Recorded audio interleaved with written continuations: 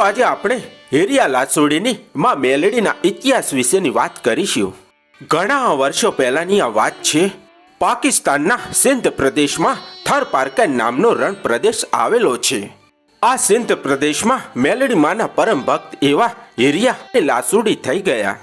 આ રણ પ્રદેશમાં દેવી પૂજકોનો કબીલો હતો અને આ કબીલામાં હિરમલ દાદા પોતાના 6 ભાઈઓ સાથે રહેતા હતા. આ હિરમલ દાદા પોતાના બાપ દાદાની પૂજાતી આવતી માં મેલડીના બાનાધારી ભુવા હતા. માં મેલડીએ તેમના ઘણા કામ પાર પાડ્યા હતા અને ભુવાજી માં મેલડી સાથે વેણે વાતો કરતા. એ સમયે હિરમલ દાદા માં મેલડીની સેવા પૂજા કરતા. ધીરે ધીરે સમય જતા 3.5 વર્ષનો કારમો દુકાળ પડે છે.